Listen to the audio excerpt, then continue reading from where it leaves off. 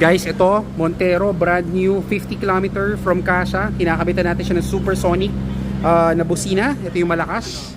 Ito gagawin natin, black edition, black on black. Papakita natin, ginagawa natin siyang black. Kita nyo, all black, napaka-forma. Tapos papakita natin loob.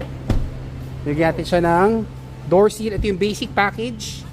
Ito yung black liner, Thailand, full matting. Nilagyan rin natin siya ng heel pad. Napakalinis yan, 50 km.